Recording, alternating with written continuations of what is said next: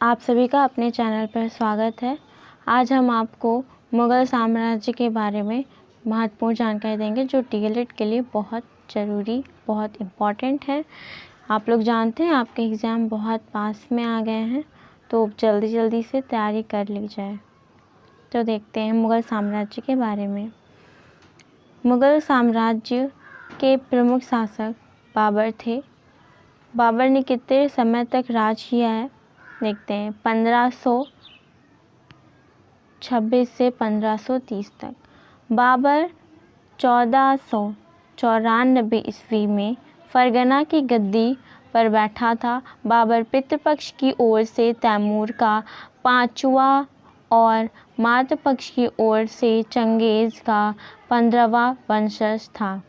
ठीक है, पितृपक्ष की यानी कि पिता की ओर से तैमूर का 5वां और माता पक्ष की यानी कि माता की ओर से चंगेज़ का 15वां वंशज था। ठीक है, 1504 ईस्वी में बाबर ने काबुल पर अधिकार किया। बाबर का भारत की तरफ रुख करने का कारण था ऑटोमान साम्राज्य के द्वारा सफ़ावी शासकों की पराजय तथा उज़्बेकों द्वारा ट्रांस ऑक्सियाना क्षेत्र पर अपना नियंत्रण कर लेना, जिससे बाबर की सेना को मजबूरन भारत की तरफ रुख करना। ठीक है, अगला पॉइंट है काबुल की सीमित आय। ठीक है, काबुल की सीमित आय तथा तैमूर से प्रतिस्पर्धा करने के उद्देश्य से बाबर ने भारत पर आक्रमण किया। बाबर को पंजाब के सूबेदार दौलत खां लोदी, आलम खां लोदी यानी इब्राहिम लोदी का चाचा था आलम खां लोदी, तथा राणा सांगा ने भारत पर आक्रमण करने का निमंत्रण दिया था। बाबर ने पानीपत के युद्ध से पूर्व भारत पर 4 बार आक्रमण किया। ठीक है, पानीपत का युद्ध बहुत इम्पोर्टेंट है। पानीपत का पहला युद्ध 21 अप्रैल 1526 को बाबर और इब्राहिम लोदी के बीच हुआ, जिसे में बाबर की विजय हुई। इस युद्ध में उसने तुलगामा युद्ध पद्धति गड्ढों को सजाना तथा उस्मानी विधि रूमी पद्धति तोपों को सजाना के मिश्रण का उपयोग किया। बाबर ने अपनी आत्मकथा बाबरनामा में केवल 5 मुस्लिम शासकों बंगाल, दिल्ली, मालवा, गुजरात एवं बहमनी तथा 2 हिंदू शासकों मेवाड़ एवं विजयनगर का उल्लेख किया। बाबर बागों को लगाने का बड़ा शौकीन था। उसने आगरा में एक बाग लगवाया जिसे नूरे अफ़गान आधुनिक आराम बाग कहा जाता था। बाबर की मृत्यु आगरा में हुई। उसकी इच्छा अनुसार उसके शरीर को काबुल में जाकर एक बाग में दफनाया गया और उसकी कब्र पर कोई गुंबद या आकृति नहीं बनाई गई। इसने सर्वप्रथम सुल्तान की परंपरा को तोड़कर अपने को बादशाह घोषित किया। इसे भारत में बारूद के सर्वप्रथम उपयोग का श्रेय दिया जाता है। ठीक है, इसने भारत में गंजिफा, ताश का खेल, इश्कबाजी, कबूतरों का खेल की शुरुआत की। अगला शासक जानते हैं बाबर के बाद किसने राज किया मुग़ल वंश की तरफ से, तो है वो हुमायूं। ठीक है, हुमायूं का नाम काफ़ी प्रचलित है, आप बहुत इसको अच्छे से जानते होंगे। रक्षाबंधन की एक किंवदंती है, उसमें आपने हुमायूं का नाम सुना होगा। ठीक है, तो बाबर का उत्तराधिकारी नसीरुद्दीन हुमायूं 1530 में हिंदुस्तान के सिंहासन पर बैठा। 1539 में हुमायूं और शेरशाह सूरी के मध्य चौसा का युद्ध हुआ, जिसने हुमायूं जिसमें हुमायूं की पराजय हुई। इसी युद्ध में अपनी जान बचाने के लिए हुमायूं अपने घोड़े सहित गंगा में कूद पड़ा और भिस्ती की सहायता से अपनी जान बचाई। हुमायूं ने इस उपहार के बदले में उसे एक दिन का बादशाह बना दिया। 1540 में, अगला पॉइंट, 1540 में हुमायूं और शेरशाह सूरी के मध्य विलग्राम कन्नौज का युद्ध हुआ, जिसमें हुमायूं की पुनः पराजय हुई और शेरशाह ने हिंदुस्तान के तख्त पर कब्जा कर लिया। अगला पॉइंट, इस युद्ध की पराजय ने हुमायूं को 1555 ईस्वी तक हिंदुस्तान के बाहर इराक के सफावी शासक के दरबार में निर्वासित जीवन जीने के लिए बाध्य कर दिया। अगला पॉइंट, 1555 में मुगलों और अफगानों के बीच सरहिंद स्थान पर युद्ध हुआ। इस युद्ध में अफगान सेना का नेतृत्व सिकंदर सूर तथा मुगल सेना का नेतृत्व बैरम खां ने किया। अफगान बुरी तरह पराजित हुआ। विजय के पश्चात हुमायूं ने दिल्ली में प्रवेश किया और एक बार फिर भारत के सम्राट का ताज पहना। ठीक है, अगला पॉइंट है, किंतु एक वर्ष बाद ही 1556 ईस्वी दिल्ली में स्थित दीनपनाह स्थान पर पुस्तकालय की सीढ़ियों से गिरकर अचानक उसकी मृत्यु हो गई। वह ना तो एक अच्छा सेनानायक था, ना ही अच्छा प्रशासक, किंतु वह आशावादी और लगनशील व्यक्ति था। इसके अगले शासक शेरशाह सूरी के लिए जानते हैं। 1540 से 1542 तक इसने राज किया। इसके बचपन का नाम फरीद था। एक शेर को मारने के कारण इसका नाम शेर खां पड़ा। 1539 में चौसा युद्ध तथा 1540 में विलग्राम कन्नौज युद्ध में हुमायूं को पराजित कर शेरशाह सूरी की उपाधि धारण की और अपने नाम का खुतबा पढ़वाया। 1540 ईस्वी में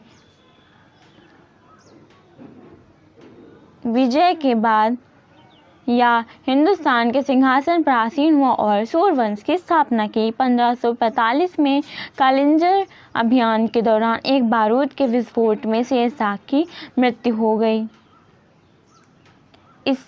इसने अपने शासनकाल में निम्नलिखित कार्य किए। देखते हैं कि क्या क्या कार्य किए। मुद्रा सुधार, इसने पुराने घिसे पिटे तथा मिलावटी सिक्कों के स्थान पर स्वर्ण, चांदी और तांबे के प्रमाणिक सिक्कों का प्रचलन शुरू किया। चांदी का रुपया ही बाद में मुगल व ब्रिटिश मुद्रा प्रणाली का आधार बना। भू राजस्व सुधार, इसने कृषि योग्य भूमि की पैमाइश करवाई और मापन के लिए सिकंदरी गज तथा सन की डंडी का उपयोग किया। अपने राजस्व अधिकारी टोडरमल की सहायता से लगान वसूली के लिए जब्ती प्रणाली की शुरुआत की। इसे टोडरमल का बंदोबस्त भी कहते हैं। कानून व्यवस्था बनाए रखने के लिए इसने कठोर व्यवस्था का अनुसरण किया। किसी भी क्षेत्र में कोई वारदात होने पर इसने उस क्षेत्र के मुखिया को दंडित करने की व्यवस्था की। न्याय व्यवस्था, इसकी न्याय प्रक्रिया बहुत ही निष्पक्ष एवं कठोर थी। इसके पुत्र इस्लाम शाह सूरी ने कानूनों को संहिताबद्ध किया और काम उसने कर सुधार पर किया। इसने व्यापारियों पर लगाए जा रहे अनेक करों में एक रूपता प्रदान की। इसके समय में व्यापारियों से दो स्थान पर दो तरह के कर वसूले जाते थे। सीकरी गली, इसके अंतर्गत पूर्व से आए व्यापारियों को 2 करों का भुगतान करना पड़ा था, प्रवेश कर और इसके पश्चात बिक्री कर। सिंधु नदी, इसके अंतर्गत पश्चिम से आए व्यापारियों को 2 करों का भुगतान करना पड़ता था, प्रवेश कर और इसके पश्चात बिक्री कर। परिवहन सुधार, इसने परिवहन के क्षेत्र में सराहनीय कार्य किया। इसने लोगों के आवागमन के लिए कई सड़कों का निर्माण करवाया, जिसमें मुख्य सड़कें थी ग्रैंड ट्रंक, बंगाल के सोनारगांव से आगरा व दिल्ली होते हुए लाहौर तक। सड़क की मरम्मत, आगरा जोधपुर चित्तौड़ सड़क का निर्माण तथा मुल्तान लाहौर सड़क का निर्माण। इसने यात्रियों की सुविधा के लिए प्रत्येक 2 कोस लगभग 8 किलोमीटर पर 1700 सरायों का निर्माण करवाया, अर्थात इन सरायों का दायरा लगभग 13,600 किलोमीटर तक था। इसके अतिरिक्त इसने यात्रियों के लिए उनके धर्म के अनुसार रसोइयों की भी व्यवस्था की। इन सरायों के माध्यम से इसने गुप्तचर डाक व्यवस्था को प्रोत्साहित किया। वास्तुकला, इसने दिल्ली में पुराना किला, किले के अंदर किला-ए कुहना नाम से मस्जिद का निर्माण करवाया। इसके ज़्यादातर भवनों का निर्माण जल के मध्य होता था। अगले शासन की बात करते, शासनकाल किसने शासन संभाला? अकबर हैं। इन्होंने 1542 से 1605 तक शासन संभाला।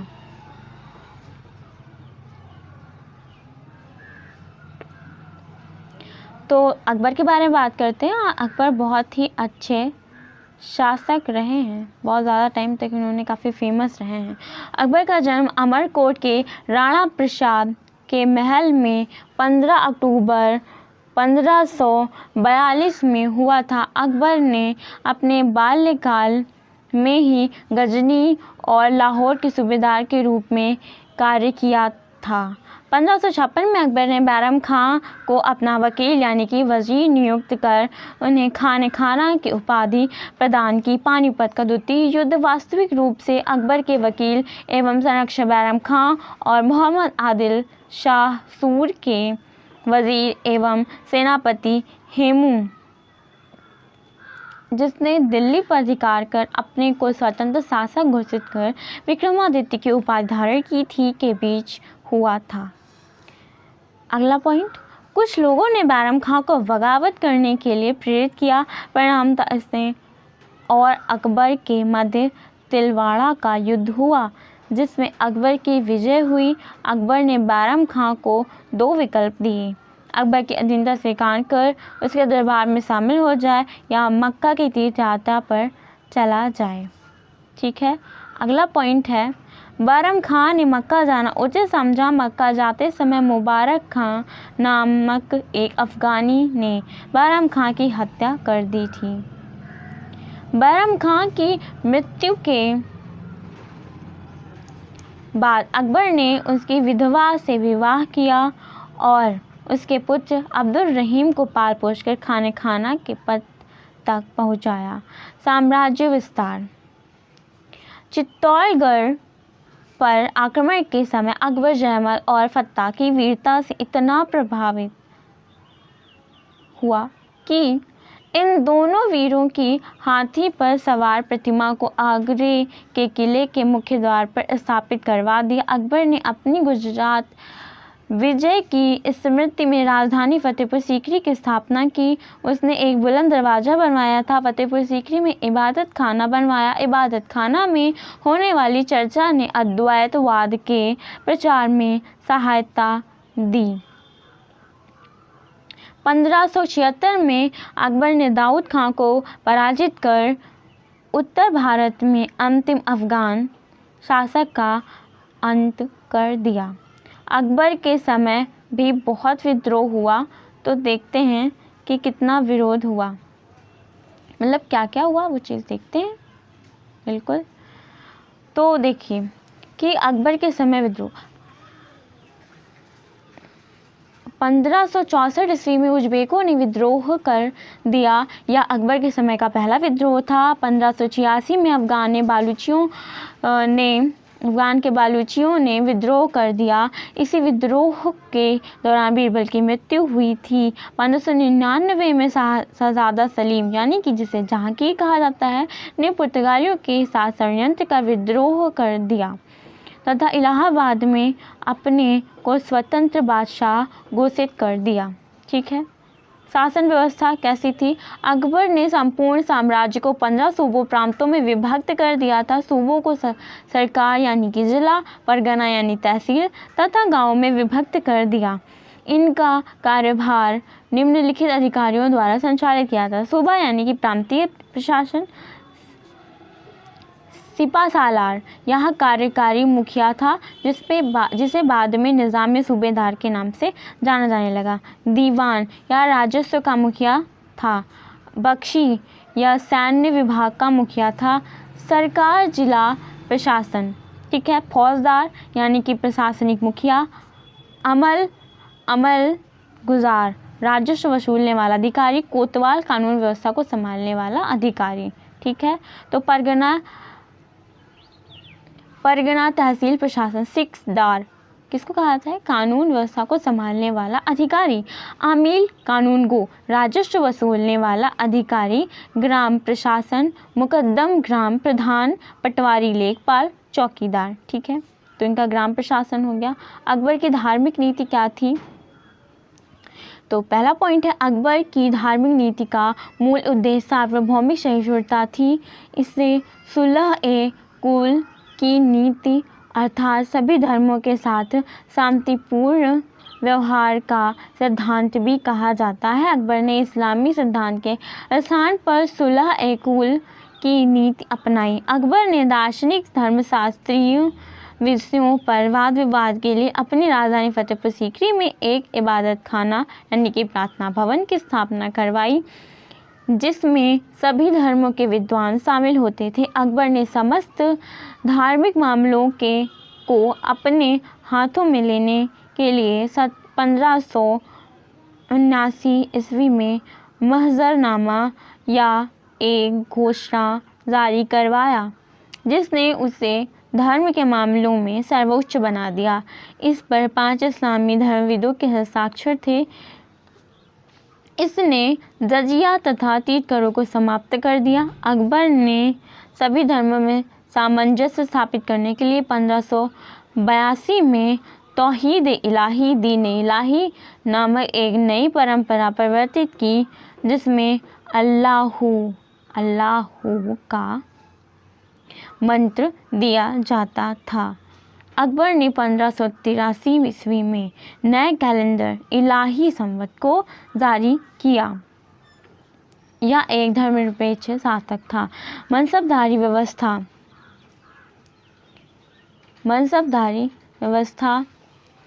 तो इसमें क्या है? मनसबदारी व्यवस्था का संबंध मूलतः सैन्य व्यवस्था से था, जिसमें कुछ विशेष श्रेणी के घुड़सवार एवं कुशल सैनिक नियुक्त किए जाते थे, वे जो राजा के प्रति घनिष्ठ निष्ठा रखते थे। इसके अंतर्गत प्रत्येक अपराधी अधिकारी को एक पद मनसबजात के दे दिया जाता है, जिसके अधीन निश्चित मात्रा में सवार घुड़सवार एवं कुशल सैनिक होते थे। प्रत्येक घुड़सवार को 2 घोड़े रखे होते थे, ठीक है। मनसबदारों को अपने वेतन के बदले राजस्व वसूलने का अधिकार होता था। अकबर के समय मनसबदारों की 33 श्रेणियां थीं, जो 10 से 10,000 सैनिकों को अपने पास रखते थे। मनसबदारों की नियुक्ति सैन्य विभाग का सर्वोच्च अधिकारी मीर बख्शी के द्वारा दी जाती थी। भू राजस्व संबंधी सुधार। अकबर ने राजस्व प्रशासन की योजना तैयार करने के लिए तोडरमल को 1582 में शाही दीवान नियुक्त किया। राजस्व प्रशासन की संपूर्ण व्यवस्था तोडरमल द्वारा ही निर्मित की गई, जिसे बगदाद के काजी अबू याकूब की पुस्तक किताब उल खराज से ग्रहण किया गया। तोडरमल के यह सुधार आईने दहसला 10 वर्षीय सुधार के नाम से जाने गए। यह जब्ती प्रणाली का विकसित रूप है, जिसमें पिछले 10 वर्षों के उत्पादन तथा उत्पादन मूल्य के आकलन के आधार पर 1/3 यानी 1/3 राजस्व निर्धारित किया जाता था। सामान्यतः यह आकलन फसलों के रूप में होता था तथा वसूली नकदी के रूप में होती थी। कानून गो या राजस्व अधिकारी होता था, जिसका कार्य राजस्व संबंधी आंकड़े एकत्रित करना था। करोड़ी या 1 करोड़ का दाम यानी कि 2.5 लाख रुपए अर्थात 1 रुपया बराबर 40 दाम के बराबर राजस्व की वसूली करने वाला अधिकारी था। अकबर ने उत्पादकता के आधार पर कृषि योग्य भूमि को 4 भागों में बांटा। पोलज जिस पर प्रति वर्ष खेती होती थी, परती जिस पर 1 वर्ष के अंतराल पर खेती होती थी, चाचर 3-4 वर्षों तक बिना बोए छोड़ा जाता था, बंजर 5 भूमि को 5 या इससे अधिक वर्षों तक जोता बोया नहीं जाता था।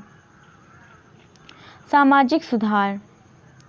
सामाजिक सुधार के बारे में जान लेते हैं कि अकबर के साम्राज्य में क्या क्या सामाजिक सुधार हुए। तो इसने युद्ध बंदियों को दास बनाने की परंपरा समाप्त की, विधवाओं के पुनर्विवाह को प्रोत्साहित किया, सती प्रथा पर प्रतिबंध लगाया, बाल विवाह निषेध किया। इसने विवाह के लिए लड़के की आयु 16 वर्ष और लड़की की आयु 14 वर्ष निर्धारित कर दी। राजपूतों के साथ संबंध। यह प्रथम शासक था जिसने राजपूतों के साथ मधुर संबंध बनाए। मेवाड़ के राजपूतों को छोड़कर से सभी राजपूतों ने इनकी अधीनता स्वीकार कर ली थी। अकबर के नौरत्न के बारे में जानते हैं। अबुल फजल फारसी विद्वान व सेनानायक, फैजी फारसी विद्वान व कवि, बीरबल हाजिर जवाब चतुर्मंत्री, तानसेन दरबारी गायक व संगीतज्ञ, टोडरमल भू राजस्व सुधारक, मान सिंह सेनापति, अब्दुल रहीम खाना हिंदी कवि व सेनानायक, हमीम हुमाम शाही पाठशाला का प्रधान, मुल्ला दो प्याजा चतुर व वाकपटु दरबारी। जहांगीर के बारे में देखते हैं। चलिए ठीक है, हम इसको अगले दिन डिस्कशन करेंगे, टाइम हो चुका है।